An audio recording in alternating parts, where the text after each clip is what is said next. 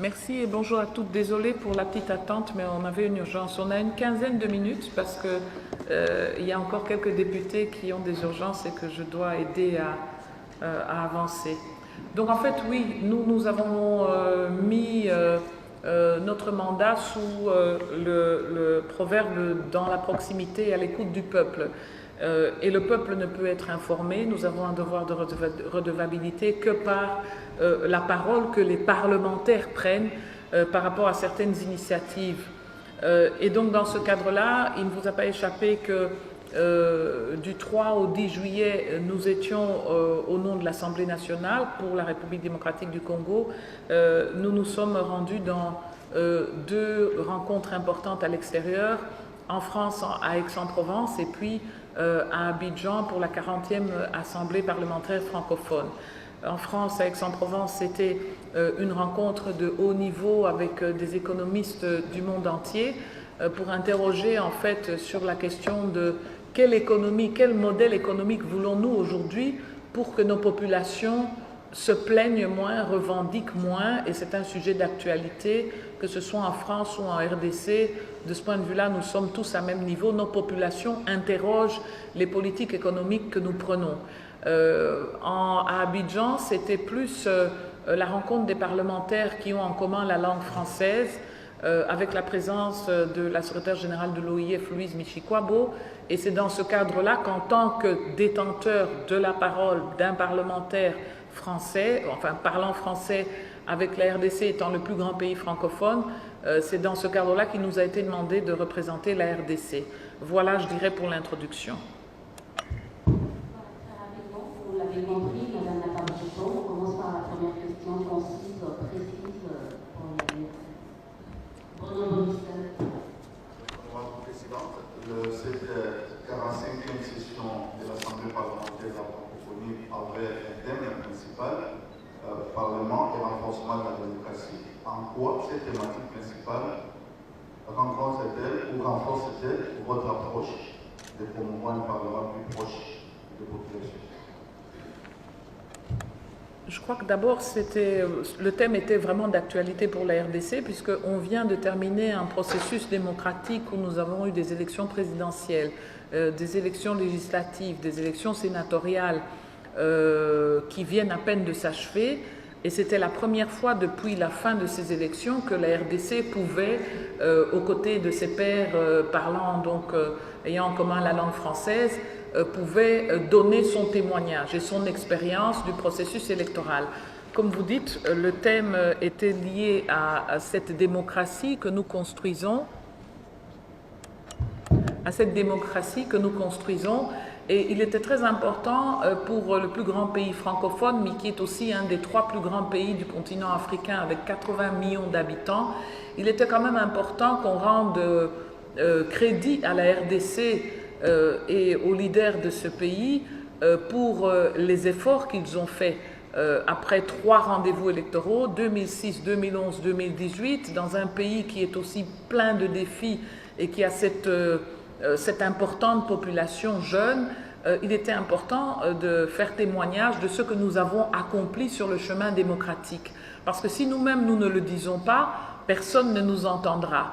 Nous sommes aussi un petit peu lassés d'entendre les gens s'ériger en censeurs contre la RDC, parfois, des gens qui ne sont pas de la RDC. Moi, je crois que la démocratie, le processus électoral, la victoire électorale que la RDC a eue, quel que soit le camp, c'est d'abord la victoire des Congolais. Et c'est à ces Congolais-là qu'il fallait rendre honneur parce qu'ils ont accepté, un 28 décembre, d'aller tous, plus de 40 millions de Congolais, déposer leur choix dans l'urne pour que nous fassions des choix, non pas par les armes, non pas par la guerre ou par les rébellions, mais par des choix responsables exprimés au travers de ce que la Constitution nous a donné, qui s'appelle élection. Et donc, nous l'avons fait, la RDC l'a fait, malgré toutes les spéculations négatives qui avaient précédé ce processus.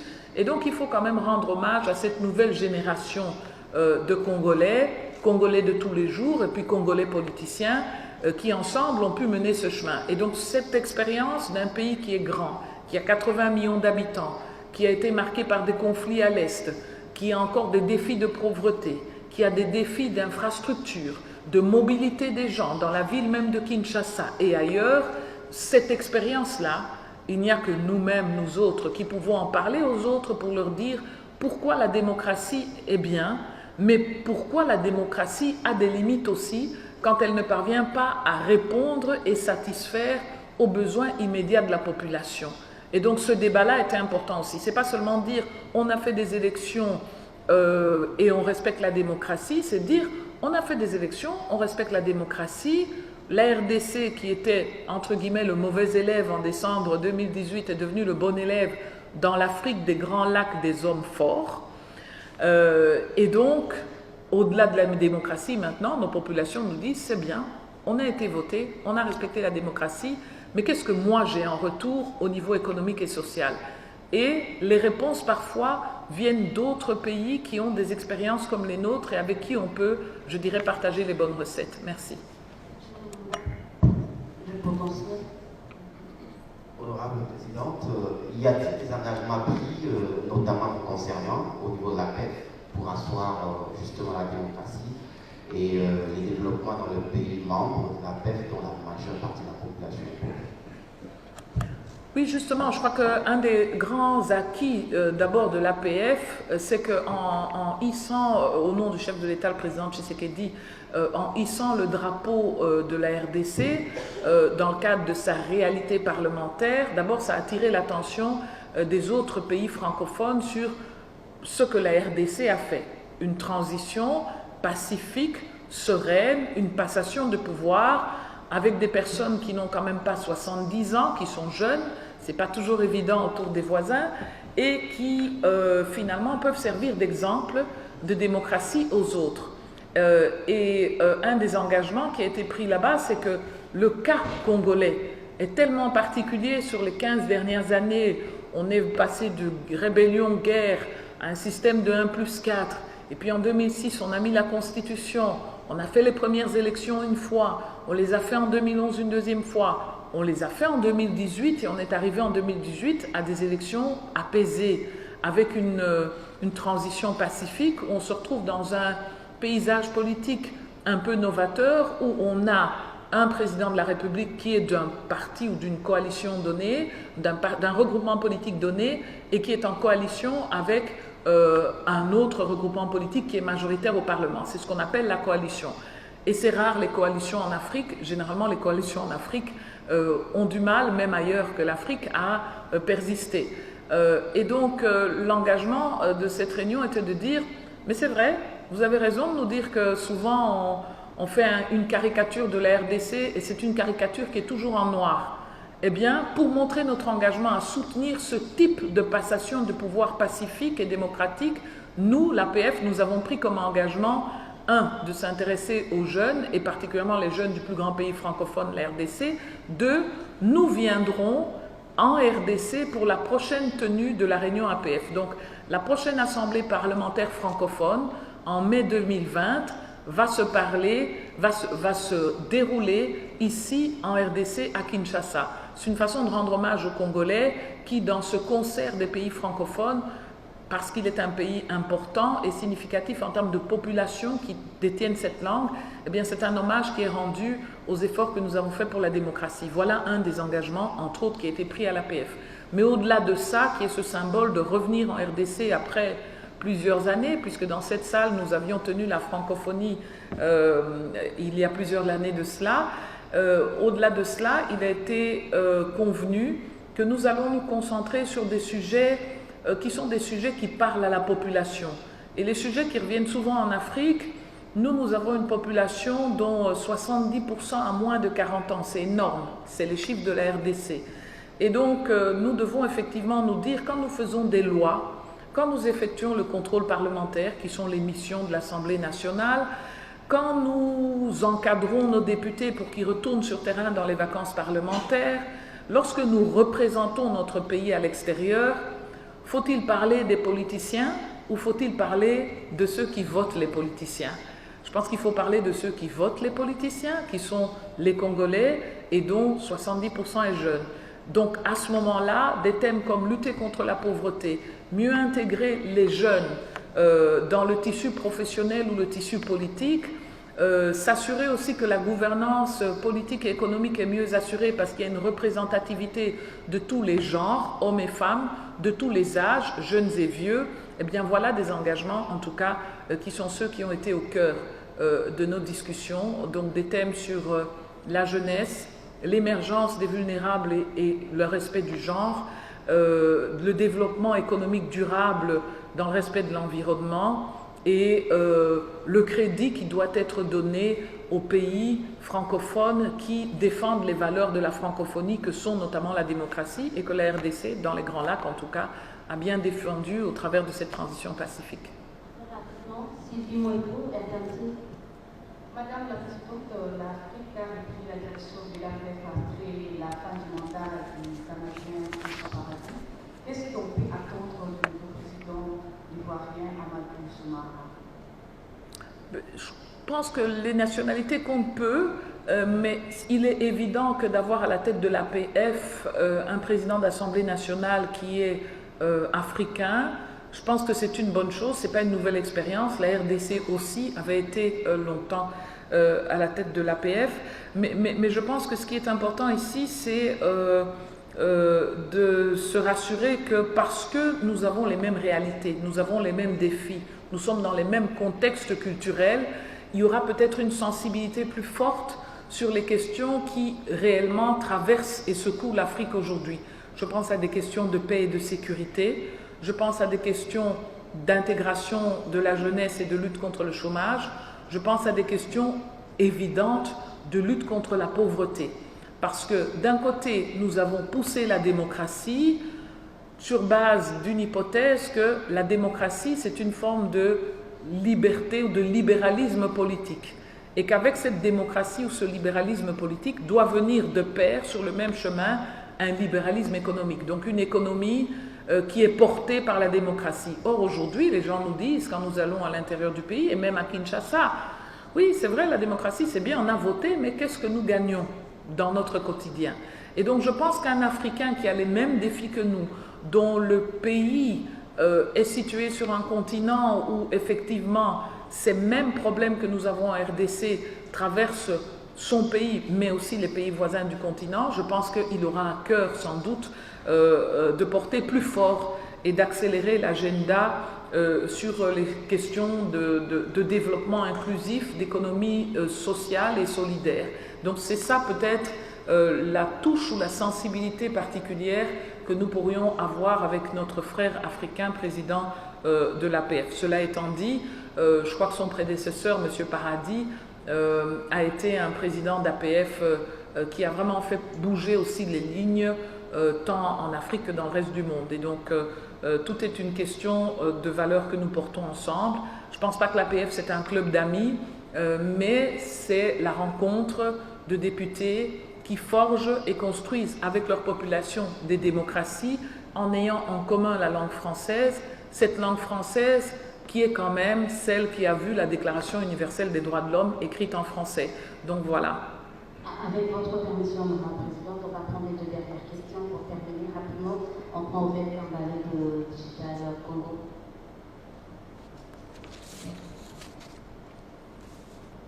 Madame la Présidente, les armes continuent de s'exécuter immédiatement à l'est du pays, particulièrement Béni, au Nord Kivu avec les ADF, et en Ituri, en Djougou avec les miliciens. Avez-vous obtenu l'accompagnement de l'APF pour en finir avec les forces négatives qui écument la partie est du pays? Parce qu'à Béni, même à Ituri, on compte au jour le jour les morts.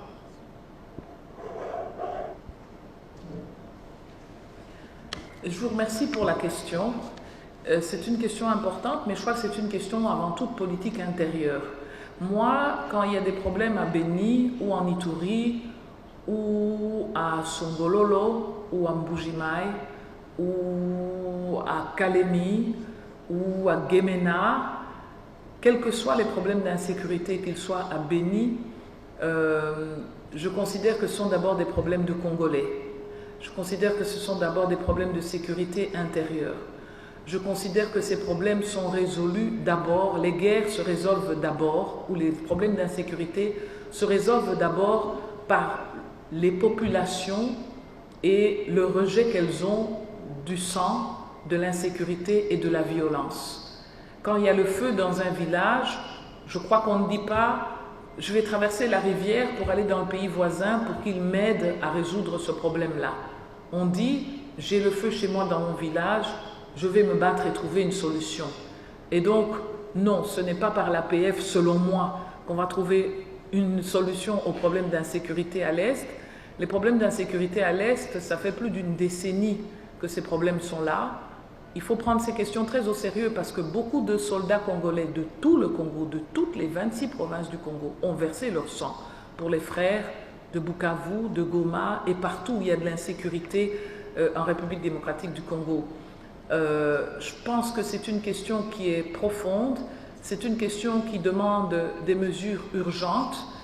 À mon avis, la solution n'est pas que militaire ou sécuritaire parce que nous avons, en tant qu'État, apporté des réponses militaires et sécuritaires depuis plusieurs années, mais ça n'a pas l'air suffisant. Alors se pose aussi peut-être le problème de ceux que vous appelez les ADF Nalu et tous ces groupes armés. Il y a déjà un gros travail qui a été fait dans le passé, mais je crois que la présence du président Tshisekedi sur terrain dans ces zones-là, la présence de députés nationaux que nous avons appuyés régulièrement depuis notre arrivée ici pour résoudre ces questions démontre à suffisance que nous ne prenons pas ces sujets à la légère. Nous les prenons au sérieux, mais nous les prenons au sérieux dans la diversité des 26 provinces de l'État congolais, en se disant que c'est une longue bataille, elle prendra du temps et qu'elle nécessite beaucoup de prudence, de précaution et de soutien des populations qui sont endeuillées là-bas tous les jours. Vous avez parlé de Béni, je voudrais aussi beaucoup qu'on insiste sur l'Ituri, parce qu'on parle beaucoup de Béni souvent, on oublie les frères de l'Ituri. Peut-être dans cette couverture médiatique macabre, parce que croyez-moi, en Ituri, ce n'est pas facile non plus. Ce n'est pas facile non plus, il y a une résurgence de violence. J'avais reçu le collectif des députés nationaux de l'Ituri. Nous avons dépêché et envoyé une délégation de l'Assemblée nationale qui d'ailleurs a attendu le chef de l'État lors de son passage là-bas. C'est pour vous dire que ces villes qui sont visitées et par la plus haute autorité du pays et par nos députés nationaux peuvent compter sur le soutien de toute la nation congolaise. Il ne suffira pas que l'Assemblée nationale intervienne, mais je crois que c'est toutes les entités de la nation congolaise qui sont sollicitées par rapport aux problèmes de sécurité à l'Est. Et là, je crois qu'il faut encore remercier nos policiers et nos soldats pour les efforts majeurs qu'ils font, mais le problème est complexe. Je crois que vous avez suivi qu'il y a des pointes aussi de mouvements terroristes dans ces démarches-là, et ce qu'on appelle les mouvements terroristes, ça provoque des réponses sécuritaires qui sont atypiques. Donc c'est pas comme si on est dans une guerre classique, on est dans ce qu'on appelle des guerres asymétriques, et donc ça prend beaucoup plus de temps pour être résolu. Mais j'espère en tout cas que le mieux pourra arriver pour nos frères et sœurs de Béni, d'Ituri et de toutes les zones du pays où il y a insécurité. Et en tout cas, je voudrais leur transmettre au nom de l'Assemblée nationale et de tous les députés qui représentent ces zones à problème de sécurité, notre soutien et notre sympathie. Et je crois qu'on ne peut que souhaiter le meilleur. Voilà, on va terminer avec Rachel Gita de Action 30. Merci beaucoup, Madame la Présidente. À Paris, vous êtes revenue sur un concept, la politique positive. Alors, moi, je me pose la question, et nous nous sommes posé la question de savoir c'est quoi cette approche de la politique positive, si vous pouvez nous en donner un peu plus de détails sur ce que vous appelez politique positive. Je vous remercie. En fait, j'étais à Paris, plus particulièrement plutôt en France, à Aix-en-Provence, comme je l'ai dit, à la conférence du Cercle des économistes. Et c'est une grande rencontre annuelle qui rassemble les différents économistes, les différentes écoles de pensée en matière d'économie et qui confronte en fait la façon de penser et surtout la façon de résoudre les problèmes économiques et sociaux des populations. en disant, voilà, d'abord, on constate que les populations n'ont plus confiance dans les politiciens. Ça, c'est pas moi qui le dis, c'est vous qui le dites, on fait des sondages, on voit ce que vous pensez, et la population n'a plus confiance dans les politiciens. Alors, cette confiance est rompue, pourquoi? Comme je l'ai dit, ils disent, la démocratie c'est bien, mais c'est pas suffisant. La démocratie c'est bien, mais c'est pas suffisant. C'est pas suffisant parce que ça ne résout pas mes problèmes de vie quotidienne. Et donc, si c'est faire de la politique pour la politique, si c'est faire de la politique pour faire du copier-coller, parce que, entre guillemets, le blanc nous a dit que la démocratie était bonne, mais moi je m'y retrouve pas, ça n'intéresse plus nos électeurs, ça n'intéresse plus nos populations. Si c'est pour faire de l'économie, comme on a entendu tout ce temps, où on nous dit, voilà, vous avez une inflation basse, votre pouvoir d'achat s'est amélioré 4 fois mieux depuis 10 ans, ce qui est vrai. Depuis 10 ans, la RDC est passée d'un pouvoir d'achat par tête d'habitant de $100 à 4 fois plus en 10 ans. Donc logiquement, si on regarde les chiffres d'une économie classique, nous sommes bien positionnés. Mais quand on entend le cœur des Congolais, les mères, les femmes, les vendeurs, tout le monde se plaint. Je prends l'exemple du Congo parce que c'est celui dans lequel je vis. Alors, on a développé un concept qu'on appelle économie positive. Économie positive, c'est une économie qui ne regarde pas que le résultat macroéconomique, que le résultat financier, mais c'est une économie en fait qui est conçue et pilotée pour que toutes les parties prenantes, et pas seulement des professeurs d'économie ou des ministres des Finances, puissent se retrouver, puissent voir leurs intérêts sur le long terme pris en compte. Et de la même façon qu'on dit économie positive, maintenant on parle de politique positive. Politique positive, ça veut dire on ne fait pas de la politique que pour un groupe donné, pour défendre un groupe d'intérêts précis, une classe d'individus, mais on fait la politique parce qu'on porte un projet, on porte une vision, on porte une ambition pour une nation, de façon à ce que toutes les parties prenantes puissent s'y retrouver. Et donc, c'est un concept nouveau qui est développé par des économistes, des philosophes, des politiciens, mais qui vise à dire, essayons de faire la politique autrement, essayons de faire l'économie autrement pour que nos populations s'y retrouvent. En France, vous avez vu, il y a un président qui s'appelle Emmanuel Macron, et depuis novembre de l'année passée, il est littéralement critiqué, défié ou interpellé par des gens qu'on appelle les gilets jaunes. Ce sont des Français qui estiment que leur quotidien économique, social, politique ne les satisfait pas. Alors, il existe d'autres mouvements qu'on a observés malgré la démocratie dans différents continents, et l'Afrique n'est pas à l'abri. Et donc, dans ce cadre-là, les gens ne disent plus « Ah, le peuple a tort, c'est nous qui savons pour eux, c'est nous qui avons raison ». Les gens disent « Mais le peuple parle, ils nous ont désignés et ils n'ont pas l'air satisfaits. Il est donc préférable de trouver des réponses nouvelles à leur impatience, à leur attente, à leur insatisfaction. Et donc la politique positive, ce n'est pas une politique de clan, ce n'est pas une politique de nomenclatura, ce n'est pas une politique de faction. La politique positive, c'est une politique qui mettrait quand même les électeurs au centre de l'intérêt qu'on devrait développer pour eux et à leur avantage. Donc voilà, alors il était important que la RDC, qui a fait cette mutation politique importante, puisse quand même se confronter aux différents mouvements du monde en ce qui concerne la construction de la démocratie. Parce que la démocratie n'est pas une, la politique n'est pas une, la démocratie elle est plurielle et chacun la construit en fonction de son vécu culturel. J'ai souvent entendu à l'international, malheureusement, c'était important aussi que la voix du Congo soit entendue là-bas parce que j'ai quand même le sentiment qu'à l'international, on n'a pas tellement changé le logiciel sur le Congo. Ce qu'on entend sur certaines chaînes internationales, ce qu'on lit dans certains journaux internationaux, donne toujours l'impression d'un Congo qui est sur le banc des accusés, un Congo qui est petit élève ou mauvais élève ou moyen élève. Mais je dis que dans ce Congo-ci, il y a quand même eu une transition pacifique avec 9 voisins qui ont, eux, chacun traité la Constitution suivant les critères sociologiques et politiques qui sont les leurs. Mais nous avions une Constitution qui a dit, pas plus de 2 mandats, ça a été respecté. On n'a pas changé l'âge pour reculer la limite pour devenir président. On n'a pas changé le nombre de mandats.